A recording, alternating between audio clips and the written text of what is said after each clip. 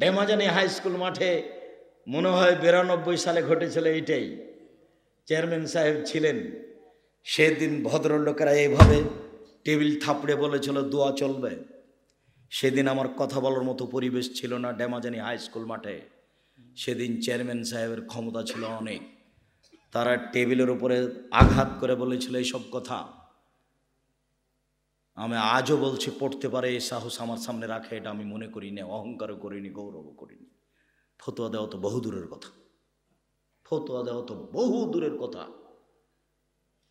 হাদিস দেখে পড়তে পারে এই সাহস আছে, এটা আমি মনে করি না। খালি খুলে পড়বে, অনুবাদ করবে। বলেন তো, আবু হুরায়রা বলেন রাসূল সাল্লাল্লাহু আলাইহি ওয়াসাল্লাম বলেছেন, কোনো একটা হাদিস সুন্দর করে পড়বে, অনুবাদ করবে, যেখানে জের জবর নেই। আর আরেকজন লাফালাফি করছো, আমার অনেক দিনের ছাত্র ইয়েতে জান্নাতপুরে গোবিন্দগঞ্জ গাইবান্ধায়, পড়তেই শিখেনি, খালি লাফালাফি করছে।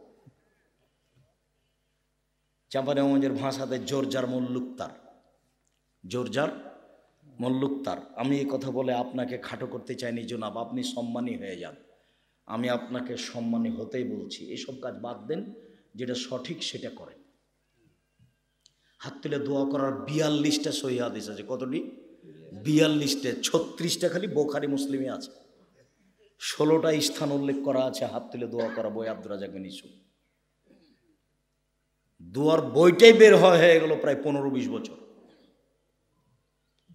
আমি তো হাত তুলে দোয়া করতে বলছি, হাত তুলে দোয়া করেন, রাসূলের পদ্ধতিতে করেন। এইরকম ভাবে কেন? সম্মানিত দিনী ভাই বোন, বলছিলাম আমার উম্মতের উপরে 3টে বিপদ নেমে আসবে 3টি পাপের কারণে। 1, ভূমিকম্প হবে। 2, আকার আকৃতি পরিবর্তন হবে। সন্ধ্যায় ছিল মানুষ, সকালে হবে শোর বানর। 3, সর্ব ধরনের বিপদ নেমে আসবে। পাপ 3টি। 1, যখন মানুষ নেশাদার দ্রব্য পান করবে। 2, মেয়েরা যখন নাচবে। 3, যখন বাদ্যযন্ত্র গান বাজনা প্রকাশ পাবে, তখন এগুলি ঘটবে।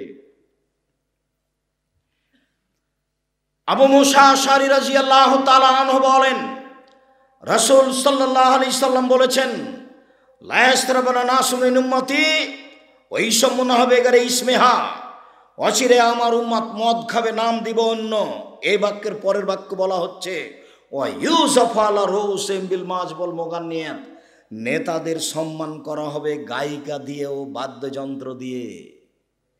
এইটা হলো কথা আজকের আলোচনার। হাদিস বুখারী মুসলিম। নেতাদের সম্মান করা হবে কি দিয়ে? গায়িকা দিয়ে আর বাদ্যযন্ত্র দিয়ে। রাসূল সাল্লাল্লাহু আলাইহি ওয়াসাল্লাম বলেন, আমার জীবনে বড় ভয় 3টি। 1, ভ্রান্ত হুজুর। 2, সাতালতাহিকু কাবাইলু মিন উম্মতিল মুশরিকিন, আমার উম্মতে হিন্দুদের সাথে মিশে যাবে। গান বাজনা কাদের বাড়িতে হতো? হিন্দুদের বাড়িতে। বিবাহ যখন লাগতো তখন তাদের কাছে দেখা যেত কত কি, কত ব্যাং বাজনা, কত ডুবি, কত তবলা, কত হারমোনিয়াম সব। আর মুসলমানের ছেলেরা খালি দৌড়িয়ে যাচ্ছে তাদের ওই গান বাজনা শুনতে। দেখতে মনে পড়ে না? সেগুলো এখন চলে এসেছে মুসলমানের বাড়িতে। এই কথা আল্লাহর নবীও বলছেন, আমার বড় ভয় আমার উম্মত হিন্দুদের সাথে মিশে যাবে।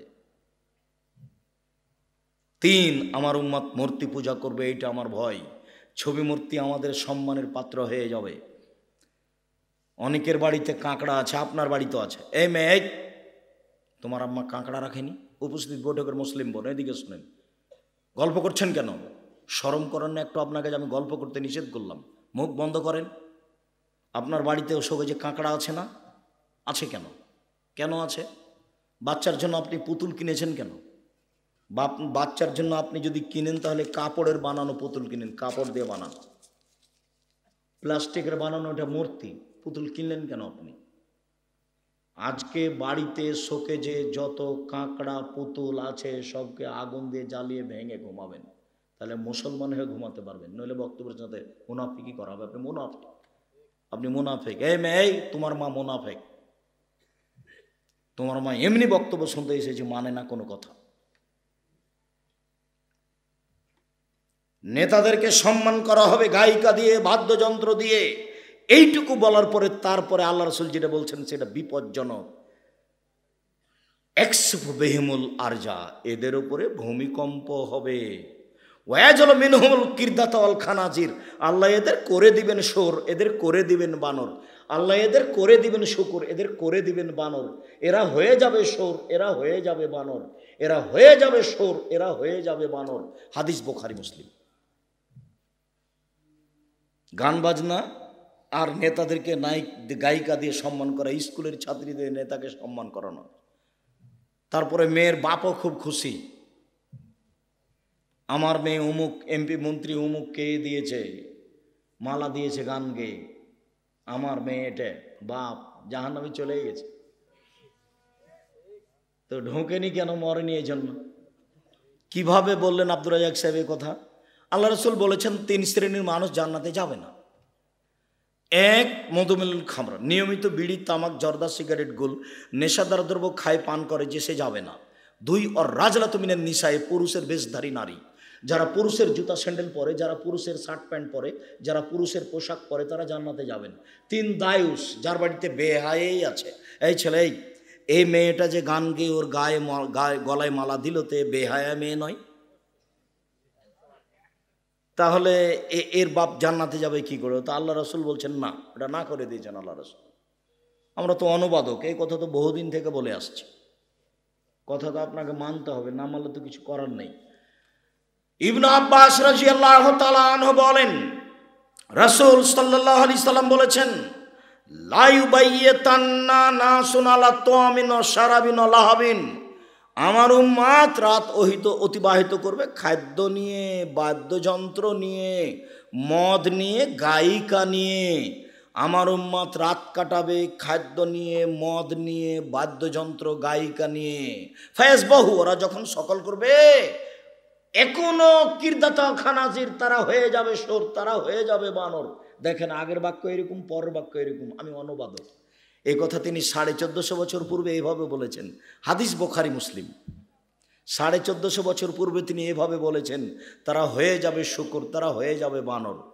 এইখানে একটা জরুরি কথা বলে রাখি, আব্দুর রাজ্জাক সাহেব, ওরা গরু ছাগল হবে না কেন? ওরা সাপ ব্যাং হবে না কেন? আল্লাহ রাসূল কেন বললেন ওরা হয়ে যাবে সোর, ওরা হয়ে যাবে বানর? মনে রাখবেন, পৃথিবীতে একটাই প্রাণী আছে বিবেচনাহীন চলে, বিবেচনাহীন খায়। সেটা কি বলেন তো? সেটা শুকর। গরুও বিবেচনা ছাড়া খায় না। এখানে গরুর গোবর আছে, ওখানে ঘাস উঁচু হয়েছে, ও ঘাস খাবে না গরু। এখানে গরু জবাই করেছেন, একটা গন্ধ আছে, গরুকে টেনে ওখানে নিয়ে যেতে পারবেন না। তার মানে গরুরও বিবেচনা আছে। চলাতে খাওয়াতে বিবেচনা ছাড়া একটা প্রাণী আছে, বলেন সেটা কি? শুকর, সোর। মানুষ যেদিন খাবে চলবে বিবেচনা ছাড়া, সেদিন মানুষ হয়ে যাবে শুকর, হয়ে যাবে সোর। পৃথিবীতে একটাই প্রাণী আছে, ও অনুকরণ করতে পারে, মানুষের অনুকরণ করতে পারে। অবাক, আর কোনো প্রাণী পারে না। প্রাণী অনুকরণ করতে পারে, সেটা হলো বানর। যেদিন মানুষ মুসলমান অনুকরণ করবে ইহুদি খ্রিস্টানের, মুসলমানের অফিস আদালত চলে ইহুদি খ্রিস্টানের নীতিতে, কোর্ট চলে ইহুদি খ্রিস্টানের নীতিতে, স্কুল কলেজ চলে ইহুদি খ্রিস্টানের নীতিতে, ছেলে মেয়ে গড়ে উঠছে ইহুদি খ্রিস্টানের নীতিতে। এই ছেলে, তোমার মাথাতে চুল এখানে আছে আর নিচ চতুর্দিক খাটা আছে, এরকম ছাতা করে চুল রেখেছে, এটা কার দেখে? তোমার বাপ এভাবে করেছিল? তোমার মা এভাবে করে? তোমার 14 গোষ্ঠী করে? তোমার বংশ করে? তুমি এরকম করেছো কেন? এক খেলোয়াড় করে তো সেজন্য করেছো। ওরা তো ইহুদি, ওরা খ্রিস্টান। তোমার মাথায় চুল কেন? এই চুল কাটা হারাম। রাসূল সাল্লাল্লাহু আলাইহি ওয়াসাল্লাম বলছেন, ওই চুল, ওইভাবে চুল কাটা হারাম যার চুল অর্ধেক থাকে, অর্ধেক কেটে ফেলে। ছাতা চুল কাটা হারাম। এই বেটা, আগামীকাল সন্ধ্যা হয় না যেন মাথার চুল সব কেটে নিবা ছোট করে। এই যে আমার দিকে দেখো, সব সমান। ছাত্র জীবনে বলতাম, কে যদি চুল কাটা শিখে, তাহলে আমার মাথার চুল কাটা শিখতে পারে। আঁকা বাঁকা হোক, তাতে আসে যায় না। আমি আব্দুর রাজ্জাক বিন ইউসুফ এইভাবেই থাকলেই কি, আর আরো কিছু পড়লেই কি।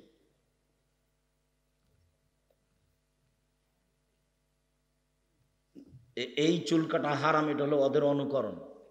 ইংলিশ মিডিয়ামে স্কুল চালাবে, ক্লাস 5 পর্যন্ত পড়ে নাকি ইংলিশ শিখাবে, ওকে মাইকেল মধুসূদন দত্ত বানাবে 5 পাস করার পরে। কিছুই শিখেনি, দু একটা বাক্য ইংরেজি শিখে টাকাটাই খালি বাসটা লুটে নিয়েছে। ও তো শিক্ষা আছে ম্যাট্রিকের পরে। ছেলের বয়স যখন 15-16 হবে, যখন ছেলে নিজে শ্রম দিয়ে পড়বে, দিন রাত যেদিন পরিশ্রম করবে, সেদিন শিখতে পারবে। একদিন আমি আমার নিজস্ব সামনাসামনি ঘটনা নকল করছি। ওই পঞ্চগড় গেছি, দিনাজপুর পঞ্চগড়। তো একটা ছেলে ম্যাট্রিক পাস ফেল করেছে ইংরেজিতে। তারপর ও বলছে যে আমি ত্যাগ করলাম হুজুর, ইংরেজিতে আমি ফেল করলাম, ইংরেজি শিখেই আমি পরীক্ষা দেব। এমন পড়া পড়লাম, আমি যার সাথে ইংরেজি বলা শুরু করি তার চোখের পানি না আসা পর্যন্ত আমি তাকে ছাড়ি না। বলতে বলতে যখন ও একবার মুখ বন্ধ করে আর বলতে পারে না, তখন ছাড়ি। ও ইংরেজি ফেল করা ছেলে। তুমি তো ভালোই, তুমি তো শেরে বাংলা আবুল কাসেম ফজলুল হক, দ্রন্দ্ব ডানপিটা আবুল কাসেম ফজলুল হকের মতো হয়ে গেলে। ফজলুল হকের ছেলের বাপ একদিন তার মাকে বলছে, এই তোমার ছেলে ঘন্টার ঘন্টা নদীতে সাঁতার কাটে, তোমার ছেলেকে কুমিরে খাবে। মায়ে বলছেন, কি কুলক্ষণে কথা বলেন, আমার ছেলে যদি বেঁচে থাকে এই দেশ থেকে কুমির তাড়াবে। কুমির মানে ইংরেজ, কুমির মানে ইংরেজ, আমার ছেলে ইংরেজকে তাড়াবে। একদিন তুরন্ত ডানপিট আবুল কাসেম ফজলুল হক বইগুলি নিচে আর ছুঁড়ে মারছে, নিচ্ছে আর ছুঁড়ে মারছে। চট করে পিতা হাতটা ধরে নে বলছে, এভাবে বই ছুঁড়ে মারছো কেন? আব্বা এইসব বই দিয়ে কি হবে? কেন? এ বই আমার পড়া হয়ে গেছে। তোমার পড়া হয়ে গেছে? বলো তো দেখি 10-এর পাতায় কি আছে, 20-এর পাতায় কি আছে, 30-এর পাতায় কি আছে। ছেলে হুবাহুব বলতে থাকলো। পিতা বললেন, হ্যাঁ তুমি একদিন মানুষের মতো মানুষ হবে। কলকাতায় এক বন্ধু বলল, দোস্ত বুঝতে পেরেছি তুমি অঙ্ক বুঝো না, সেই জন্য ইংরেজি নিয়ে পরীক্ষা দেবে, তাই না?